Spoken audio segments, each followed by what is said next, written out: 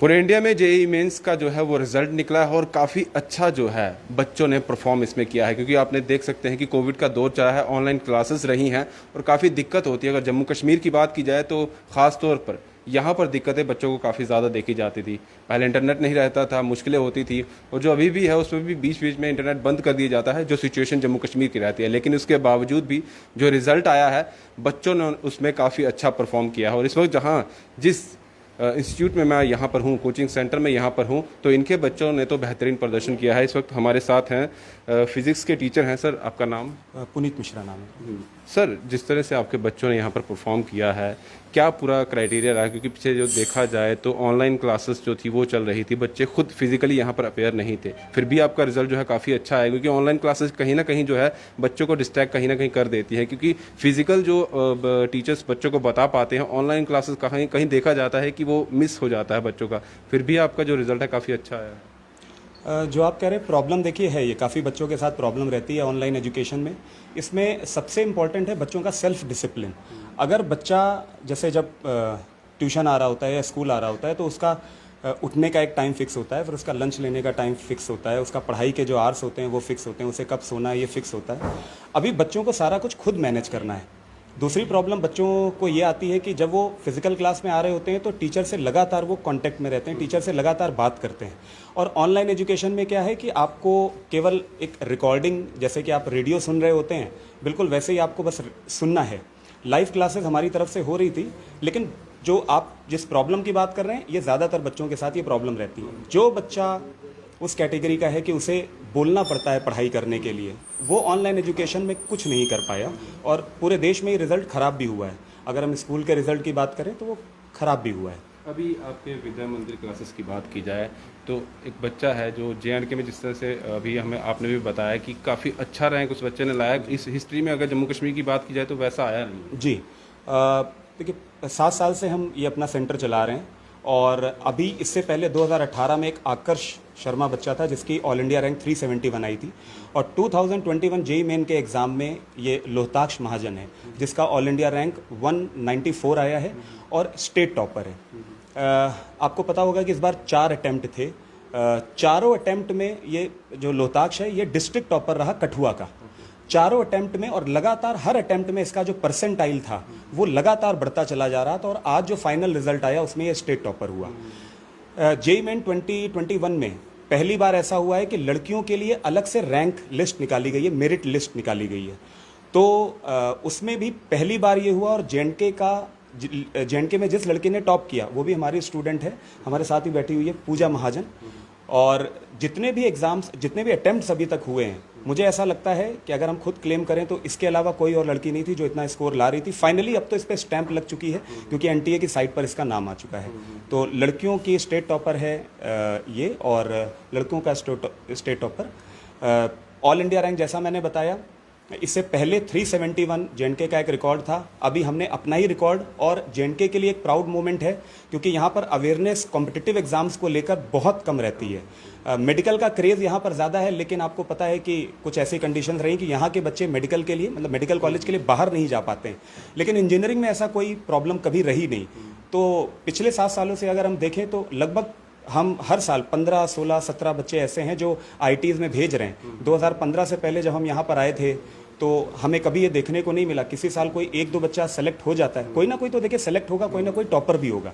लेकिन क्या आप नेशनल लेवल पे वो टॉपर अपना रिजल्ट ला पा रहा है? आप कंपेयर कर सकते हैं कि नेशनल लेवल पे वो रिजल्ट है तो 194, 8 लाख या 10 लाख बच्चों ने पेपर दिया है, उसमें से ये जितने भी बच्चे आप देख रहे हैं सारे वो रैंक के हैं जो 10,000 से कम रैंक के हैं, और उसमें से एक ऐसी रैंक हमारे साथ है 194। तो ये JNK के लिए बहुत बड़ा प्राउड मोमेंट है। पहले भी आप ही के द्वारा आप ही के स्टूडेंट ने रिकॉर्ड तोड़ा था और इस बार भी आप ही का स्टूडेंट ने। पिछले 7 साल से जो जेईई मेन का टॉपर है वो विद्या मंदिर क्लासेस ही प्रोड्यूस कर रहा है, जो बोर्ड के टॉपर्स हैं वो भी विद्या मंदिर क्लासेस प्रोड्यूस कर रहा है, और सिमिलरली जो एडवांस के टॉपर्स हैं, जैसे ये सारे बच्चे, इनके 3 अक्टूबर को अगला इनका पेपर है जेईई एडवांस का, इस पेपर के थ्रू इनको NIT, national institute of technology, ये कॉलेजेस मिलते हैं, और जब ये एडवांस का पेपर क्वालिफाई करते हैं, इनकी अच्छी रैंक आती है तो उसमें आपके IIT Indian institute of technology, उसमें किसी कॉलेज में इनको एडमिशन मिलेगा।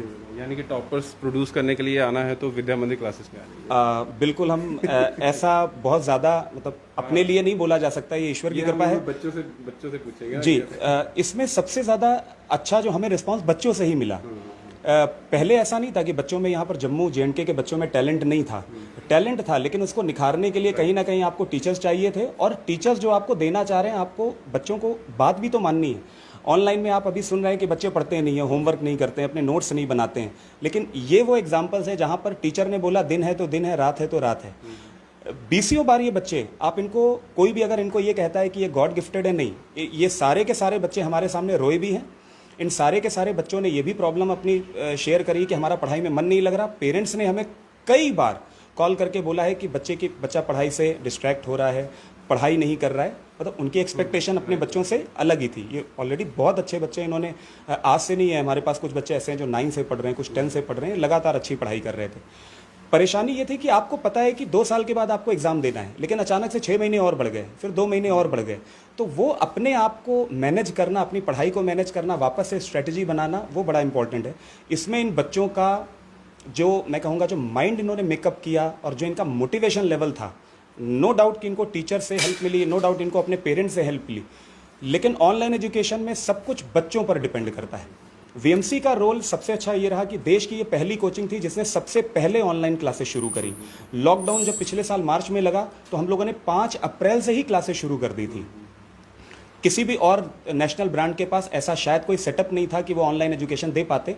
तो 2 महीने, 3 महीने या 4 महीने उनको लग गए ऑनलाइन एजुकेशन प्रोवाइड करने में। वो रिकॉर्डेड लेक्चर्स देते थे, लेकिन हम लाइव सेशंस शुरू से ही लेते चले आ रहे हैं। जब इन बच्चों का, देखिए, इन बच्चों की जब एग्ज़ाम डेट बढ़ी, अगर हम इंस्टीट्यूट के हिसाब से बात करें तो अप्रैल में हमारे पास नए एडमिशन्स भी आने शुरू हो गए।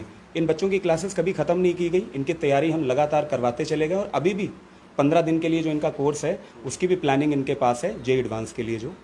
तो इन बच्चों के लिए मतलब हम कहेंगे सारे लोग को बहुत इनको आशीर्वाद भी देना चाहिए, और इनसे सीख लेनी चाहिए JNK के बच्चों को कि ऑनलाइन एजुकेशन हमारे लिए कोई ऑप्शन नहीं था, ये केवल एक मजबूरी ऐसी थी कि हम इसको अवॉइड नहीं कर सकते थे। और जिस बच्चे ने लापरवाही करी उसका रिजल्ट ख़राब हुआ है। जिस बच्चे ने, जैसे लोहताक्ष ने बताया कि आप उससे बात करेंगे तो यही कहता है कि ऑनलाइन एजुकेशन में उसको ये परवाह नहीं थी कि मैं सुबह उठ के नहाऊं और फिर वो बिना नहाए भी क्लास ले सकता था।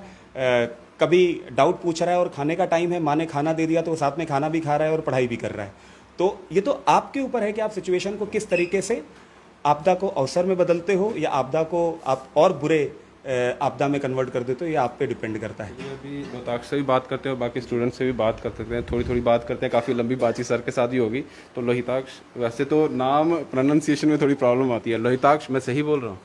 हाँ जी। कैसा रहा आपका पूरा एक्सपीरियंस आपसे जानने, क्योंकि बहुत सारे स्टूडेंट जो हैं इन चीज़ों को जानना, उनको भी मोटिवेशन मिलती है। तो आपकी मोटिवेशन कहाँ से रही? मैंने IIT की जो तैयारी थी वो 12th से शुरू की थी। मतलब 11th में मुझे पता था, लेकिन तैयारी ठीक नहीं हो पाती थी, डिस्ट्रैक्शन वगैरह रहती थी। तो 12th से IIT की तैयारी शुरू की, और वहीं पे मैंने VMC को भी ज्वाइन कर लिया। तो मतलब कोविड लॉकडाउन लग चुका था, तो ऑनलाइन क्लासेस चल रही थी। तो उस वक्त मुझे मतलब एक्चुअली पता नहीं कैसे एक दिन बस ये क्रेज़ हुई कि नहीं, अब जो भी हो जाए IIT में सिलेक्शन करवानी है अपनी। तो बस तभी से शुरू कर दिया था पढ़ना, दिन रात बस ये। क्योंकि कोविड लॉकडाउन में स्कूल में जाता नहीं था। स्कूल में टीचर बोलते थे तो जैसे भी बहाना लगा के उन्हें मना कर देते थे। स्कूल में जाता नहीं था मैं, और जो भी क्लासेस वगैरह, जो भी पूरा टाइम होता था दिन में, मतलब खाना खाने के अलावा और सोने के अलावा जो टाइम होता था सारा का सारा पढ़ाई में जाता था। हमारी जो ऑनलाइन क्लासेस होती थी उसके अलावा, तो वो पूरा टाइम मैं कोशिश करता था कि उसमें से मैक्सिमम स्टडी आवर्स निकलें। फिर आस्ता आस्ता टाइम चलता गया। शुरू में तो मज़ा आता नहीं था 1 महीने में, लेकिन आस्ता आस्ता इस प्रोसेस को एंजॉय करने लगे। और जब प्रोसेस एंजॉय करने लगे तो अपने आप इसमें और मज़ा आने लगा, और लास्ट में रिजल्ट आपके तो सामने ऐसा है कि आपने रिकॉर्ड तोड़ दिया, 194 रैंक आ गया आपका। जी। तो जिस तरह से सर ने भी कहा कि कहीं ना कहीं आप बीच में, मतलब ऐसी सिचुएशन भी आती थी कि करें क्या करें, हाँ जी। उस तरीके का, उसको कैसे संभालते थे? जैसे अब मैं अपनी कुछ एग्जांपल दूं तो जैसे मैथ में मैं एक चैप्टर हमारा है डेफिनेट इंटीग्रेशन, वो पढ़ रहा था। तो उसके क्वेश्चंस पता नहीं क्यों नॉर्मल क्वेश्चन भी सॉल्व नहीं होते थे। तो मुझे लगा कि ये चैप्टर, मतलब उससे डिमोटिवेशन हुई। फिर मैंने अपने पापा को ही बोला कि ये मेरे से नहीं हो रहा। वो मेरे को बोलते थे कि देख लो, एक चैप्टर है, ज़्यादा से ज़्यादा 2-3 क्वेश्चन आएंगे, नहीं करना वो 3 क्वेश्चन हमारे पास बाकी बचे 15 क्वेश्चन है, उनमें पूरा अपनी एफर्ट डाल देना। बस वैसे अपने आप को कंट्रोल किया, और आस्ता आस्ता चैप्टर जो भी थे उन्हें इंप्रूव करते करते, और इतना टाइम मिल गया कि उसमें चीज़ें इंप्रूव होती कि खुद ही कुछ अपनी कमियाँ थी तो वो वापस ठीक हो गई। और फिर लास्ट में जो लास्ट अटैम्प्ट थी उसमें रिजल्ट सुधर गया। अभी आगे JEE एडवांस। चलिए, आपका नाम? पूजा महाजन। तो आप गर्ल्स में आपने टॉप किया, हाँ जी। कैसा रहा सब ठीक? यस। बस अभी घर वाले क्या कह रहे हैं? घर वाले बहुत ज़्यादा खुश हैं इसके लिए।